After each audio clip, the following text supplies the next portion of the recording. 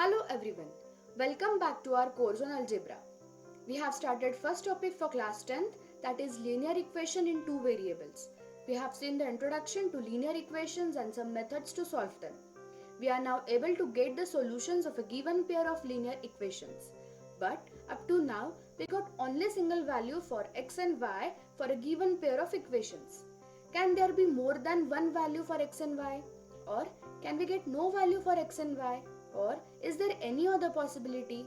We will answer these questions in this video and try to understand the nature of the solutions obtained after solving linear equations. So let's begin. Let us recall the equations for x and y that we derived in previous video. The denominator in these equations is same. If it becomes 0, then x and y cannot be defined as anything divided by 0 is undefined. So, to obtain a solution, the denominator should not be equal to 0 in any case.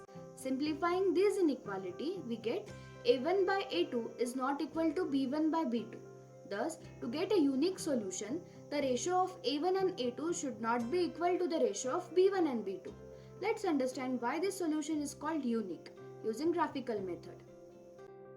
We have x plus y minus 5 equals to 0 and x minus y plus 1 equals to 0. We will solve these equations using graphical method.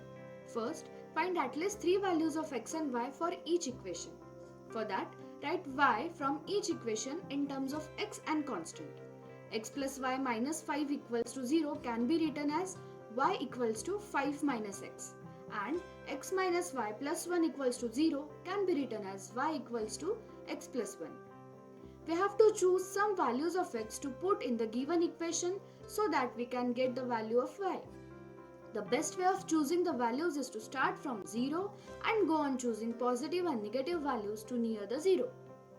Here, we will put 0, 1 and 2 as x in first equation and solve. We get 5, 4 and 3 as values of y respectively. We have now 3 points in terms of their coordinates. Plot these points on the graph and join them. We get a straight line.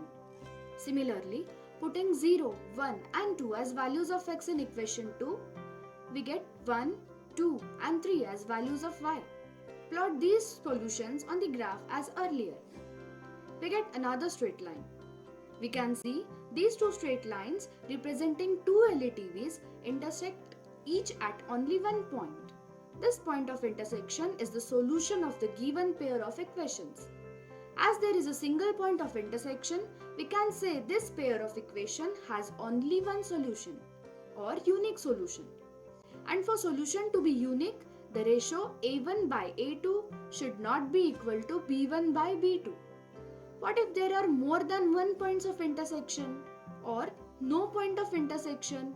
In such cases, the type of solutions are different. Let's understand these cases also. Consider 2x plus 3y minus 8 equals to 0 and 4x plus 6y minus 16 equals to 0 as a pair of equation to solve. First, put some values of x in both equations to get a respective value of y. In this case, we cannot put values in sequence like we did in previous equation. If we do so, we can get y in fraction which is difficult to plot and graph. So, we will use little logic for choosing appropriate values of x. First, write one variable in the form of another variable in both equations. For instance, take 2x plus 3y minus 8 equals to 0. Transpose 2x and minus 8 to RHS and equation becomes y equals to 8 minus 2x divided by 3. If we put x equals to 0, we get 8 on RHS which is not completely divisible by 3. In result, we get a fraction. So put values of x in such a way that 8 minus 2x should be completely divisible by 3. Let's put x equals to 1 and we get 8 minus 2 or 6 on RHS. Dividing 6 by 3 we get 2. Likewise, put x equals to 4 and we get 8 minus 8 which is 0. It gives y equals to 0. Now put x equals to minus 2 and we get y equals to 4. Now put suitable values of x in 4x plus 6y minus 16 equals 0 and find out the values of y. First, write y in terms of x. We get y equals to 16 minus 4x divided by 6. That means 16 minus 4x should be divisible by 6. Putting x equals to 0 will not work again. Put x equals to 1 and we get y equals to 2. Putting x equals to 2 and 3 will give fractional values of y as we get 8 and 4 on RHS. So put x equals to 4 and we get y equals to 0. If you observe, we are getting same solutions as that of previous equation. So put x equals to minus 2 at last.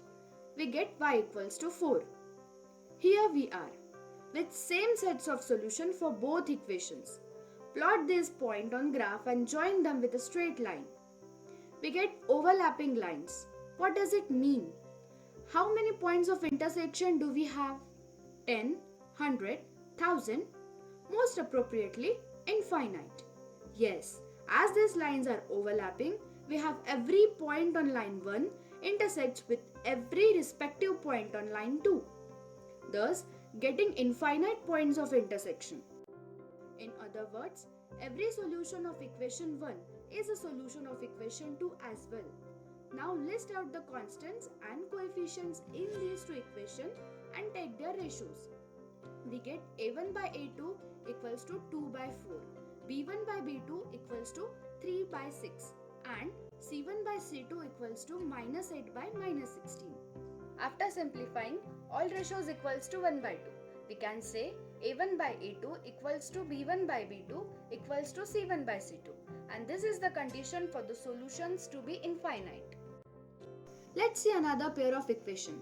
Rearranging equations, we get y equals to 5 minus x and y equals to 3 minus x.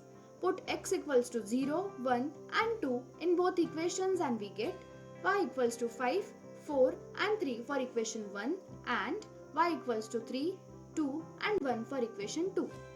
Plot these points on graph and we get two straight lines. These lines will never intersect each other as they are parallel. As they do not intersect, then there will not be any point of intersection.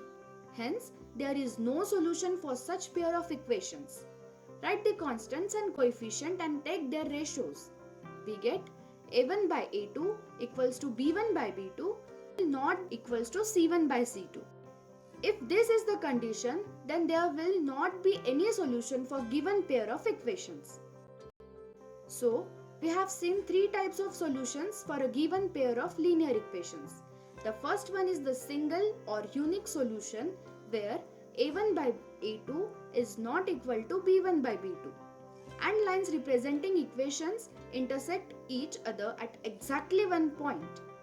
Second, infinitely many solutions where lines representing equations are coincident, giving many points of intersections.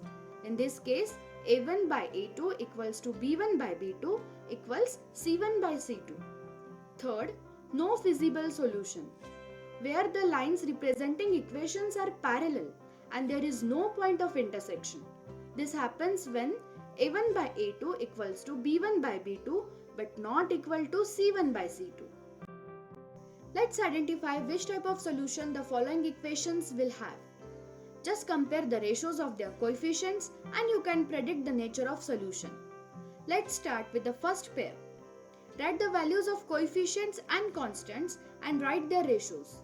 Here a1 by a2 is 3 by 7, b1 by b2 is 2 by 6. As a1 by a2 is not equal to b1 by b2, these equations satisfy the condition for unique solution. So, this equation will have a unique solution. Take a pair of equation where a1 by a2 is 9 by 3 or 3. b1 by b2 is 3 by 1 or 3. We can say this pair do not have unique solution. But to predict which type of solution it will have, we have to consider c1 by c2 also. c1 by c2 is minus 24 by minus 8 or 3. Thus, a1 by a2 equals b1 by b2 equals to c1 by c2. This is the condition for infinitely many solutions. In next equation, after writing the ratios of coefficient and constants, we can see a1 by a2 equals to b1 by b2, which is 1. and is not equal to C1 by C2, that is 11 by 12. So, this pair of equation will have no feasible solution. Consider this last example on your screen. You solve this one and comment which type of solution this pair will have. In this session, we have seen the nature of solutions a pair of linear equation can have. If you really like this video, then please share it with your friends. Also hit the subscribe button so you can get update from our channel. In next video, we will see some problems from previous year question papers from CBSE and State Board. These problems will be based on the topics we have covered till now. That's all for today. Have a good day.